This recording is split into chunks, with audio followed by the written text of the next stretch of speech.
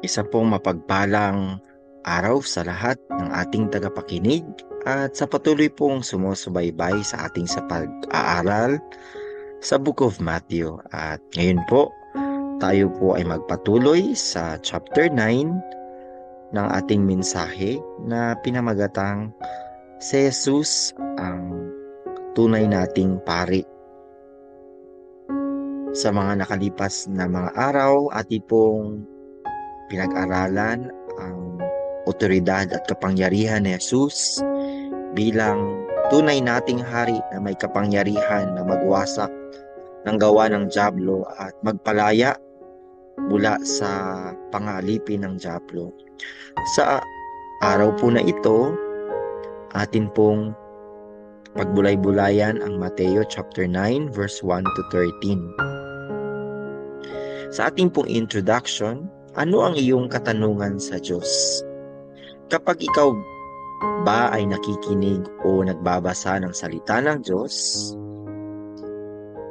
dapat po mayroon pong nabubuo na katanungan sa ating mga isip. Ano nga ba ang gustong ipahiwatig o iparating ng Panginoon sa mga mensaheng ito sa ating buhay? Maari pong iilan sa atin ay nagsisimba o ang ating mga miyembro ay sumisimba lamang sapagkat ito ay araw ng linggo. Ngunit I challenge you na sa pagbukas po ninyo ng Biblia at pakikinig ng salita ng Diyos, at kahit po tayo mga pastor, ang tama pong katanungan ay ano ba ang salita ng Diyos na gusto niyang ipahiwatig sa ating miyembro at hindi yung mga bagay na gusto nating ibahagi sa mga tao. Ito po ay magkaiba. Ako po ay personally, bago po ako nagsisimula ng paggawa ng mensahe, ang tinatanong ko, Panginoon, ano ba ang salita na gusto niyong iparating sa ating mga miyembro? Doon po ako nagsisimula ng katanungan. Sa ating pong pagsamba, ang higit po na nais ng Panginoon ay magkaroon tayo ng malalim na relasyon o pakikipag-ugnayan sa Kanya sa pamagitan ng pagsamba. Hindi lamang tagapakinig, kundi siya ay nangungusap sa atin sa tuwing tayo ay nagbubulay-bulay ng salita ng Diyos. Si Jesus po ang Kristo, ngunit tiyak ba na ikaw ay naniniwala na siya ay naparito para magpatawad ng ating kasalanan? May iilan po sa atin, kahit sa ating miyembro, na mayroong pagdududa sa kanilang kaligtasan. Mga kapatid, ang salita po ng Diyos ay nagsasabi na kay Kristo lamang tayo magkakaroon ng kapatawaran ng ating kasalanan at wala na pong iba at tanging sa pananampalataya lamang natin. Hindi po sa ating gawa o sa sariling kagustuhan tayo ay magkakaroon ng kalinisan o kapatawaran sa ating mga kasalanan. Una po, sa ating po mensahe ngayong umaga, gusto pong ipahiwatig ni Mateo na nagsulat nito na kung ano ang kanyang buhay bago niya makilala ang Panginoon. Isinulat niya kung paano siya tinawag ng Panginoon dito sa chapter 9, verse 9 to 10. Dati po si Mateo ay isang taga-singil ng buwis. At kilala siya at kinamumuhian ng maraming tao sapagkat siya ay manloloko at mapagsamantala sa kanyang kapwa. Ibig sabihin po, pinapatungan niya ang mga buwis dahil nung panahong yun, ang Israel po ay under sa colonization ng Rome Empire. At ang mga tagapagsingil ng buwis, pinapatungan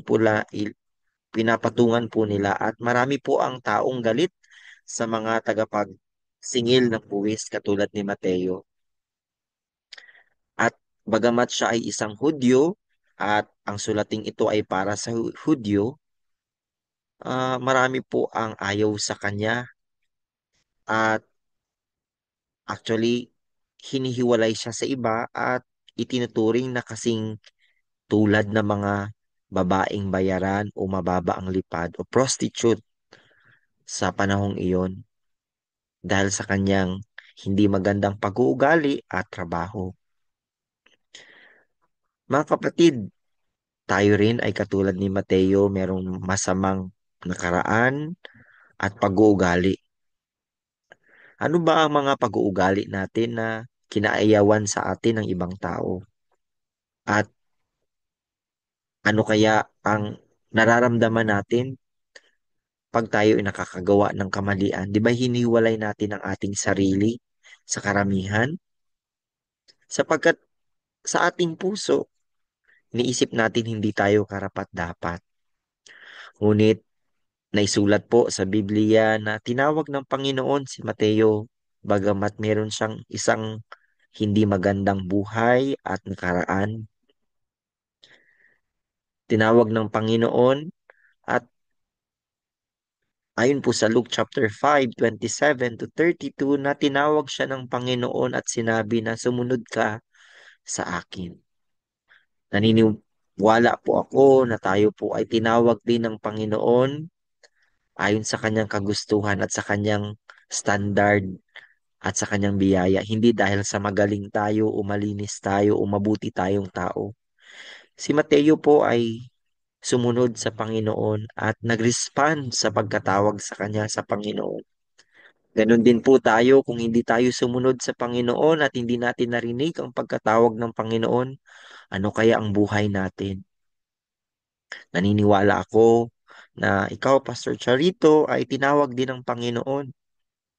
Bagamat meron tayong buhay na hindi mabuti, ngunit hindi tinitingnan ng Panginoon ang ating nakaraan. Ako rin po, ako ang buhay ko ay hindi rin mabuti at hindi rin mas ah, mabuti sa iba. Kinukonsider ko po ang aking sarili na isang makasalanang tao katulad ni Mateo. Ngunit sa biyaya ng Diyos, ako po ay narito, tumitindig at nagpapahayag ng salita ng Diyos sapagkat naniniwala ako na tanging sa kaligtasan lamang ng Panginoon ako naligtas. Ang ginawa ni Mateo ay sumunod siya at iniwan niya ang lahat para kay Jesus. Ako po ay naniniwala at nananampalataya na sa ating pagsunod at pagtanggap kay Yesu Kristo, mga kapatid, ay maiwan na natin ang dati nating lumang buhay. At ito ang dapat nating tugon sa tuwing tayo ay nakakarinig ng salita ng Diyos. Dapat meron tayong aplikasyon o reaksyon sa salita ng Diyos. Hindi lamang tayo tagapakinig, kundi tayo ay nagre-react at nagre-respond. Pag sinabi ng Panginoon, "Yes, Lord, I will follow and I will obey in faith." Yan ang tunay na disipulo. Siya ay, ang ginawa ni Mateo, ay tinawag niya ang kanyang mga kaibigan at kasama nilang nakisalo ang Panginoon sa isang handaan. Ito po ay isang pagpapatunay na s- dahil sa tinanggap na espesyal na atensyon ng Panginoon kay Mateo sa kanyang kagalakan, tinawag niya ang kanyang mga kaibigan.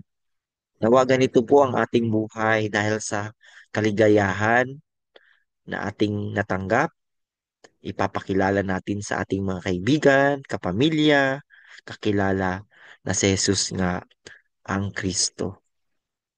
Ito po ang pagkatawag ni Mateo. Colossians chapter 3 verse 8 to 10.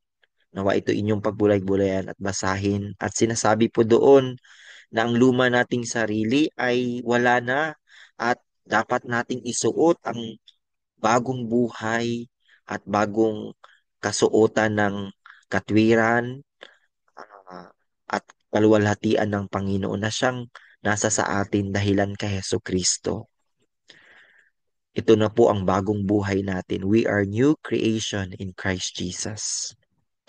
Point number 2 po, si Mateo na nagsulat ng Book of Matthew ay gusto niyang ipakilala na Si Jesus ay naparito hindi para sa matutuwid, kundi para sa mga makasalanan tulad niya. Sinabi po ng Panginoon na siya ay naparito para sa may sakit tulad ng isang doktor. At kung ikaw ay may sakit, nangangailangan ka po ng tagapagpagaling. Tayo pong lahat ay mayroong sakit na tinatawag na espiritual na makikita sa Genesis 3, kung saan tayo ay nahiwalay sa Diyos at tayo ay nasa ilalim ng kasalanan at kamatayan. Ang sakit na ito ay walang lunas. Verse 13 ng Matthew chapter 9, sinabi ng Panginoon na siya ay naparito hindi para tawagin ang makasalanan at hindi para sa matutuwid. Ito ay pinapatungkol niya sa mga paraseyong nakikinig na nagsasabing sila ay sumusunod sa batas ni Moses at isang matuwid na mga tao, ngunit sa totoo hindi sila nanampalataya kay Jesus. Ang relihiyosong buhay po ay hindi pagiging matuwid kung palasimba o palabigay o hindi makabasag pinggan o pagiging mamuhay ng walang kasalanan. Ang tunay po na kalinisan ay ang kalinisan sa puso, dahilan sa dugo na siyang naglinis sa atin mula sa karumihan ng kasalanan na siyang ating namana sa unang tao. Ang kasalanang ito ay ating namana at tanging sa dugo lamang ni Kristo. Tayo po ay may sakit at nangangailangan tayo ng manggagamot. Ikaw ba ay nangangailangan ng manggagamot? Ang simbahan po ay isang lugar para sa mga may sakit, kaya naman iba-ibang klase ang nasa loob ng simbahan. At ang lahat ng tao sa loob ng simbahan ay nangangailangan ng Kristo na siyang tunay na manggagamot, na siyang tunay na magpapagaling sa kanila. Ano ang medicine o ang gamot na iniinom nila? Salita ng Diyos. Kaya walang pinipili ang ospital na ito, no? Ang simbahan, mga bata, matatanda, mga binata, mga taong may pangangailangan, makasalanan, sapagkat naparito ang Panginoon para sa ating makasalanan at hindi para sa nag-iisip na sila'y matuwid. Si Jesus po ang tunay na pari sapagkat pinatawad niya ang ating kasalanan at ipinagaling niya kahit pa ang paralitiko na siyang lumapit sa kanya. Nakakatuwa po dito po sa Mateo chapter 9 verse 1 to 8. Meron pong magkakaibigan na may kaibigan na paralitiko at sa sobrang daming gustong lumapit kay Jesus, hindi sila makalapit at sa kanilang pananampalataya at pananalig na si Jesus lamang ang kailangan nila, ang siyang makapagpapagaling sa kanilang kaibigan, binutasan po nila ang bubong ng kanilang tahanan o ang tahanan at ibinaba ang paralitiko at sinabi ng Panginoon, ipinatawad kita sa iyong kasalanan. Mga kapatid, meron ba ganito tayong klaseng puso o pagnanais? Sapagkat naparito ang Panginoon para sa espiritual na bagay at hindi lamang sa pisikal. Sinabi ng Panginoon na anak, lakasan mo ang iyong loob sapagkat pinatawad ka na ng iyong kasalanan. Ang unang sinabi ng Panginoon ay pagpapatawad sa kasalanan, hindi pagpapagaling ng kanyang sakit. Sapagkat si Jesus lamang ang may otoridad para magpatawad sa atin. Gaano man kalaki o gaano man kabigat at hindi kayang solusyonan ang iyong kasalanan, kayang patawarin iyan ng Panginoon. Nawa ang mga miyembro ng ating simbahan ay patuloy pong lumapit kay Jesus sapagkat ang Panginoon ay may pagmamahal sa mga makasalanan at ah, care sa lahat ng lumalapit sa Kanya. Ang Pananampalataya ng magkakaibigang ito ay talagang napakalaki sapagkat sa kanilang pananampalataya, ang kanilang kasamahan ay gumaling o nakatanggap ng kaligtasan sa espiritual at pisikal. Mga kapatid, anong klase kang kaibigan o kapitbahay o ka-church member? Kung ikaw ay may kaibigan na nangangailangan, ano ang iyong gagawin? Ano ang pwede mong gawin para sa kanya?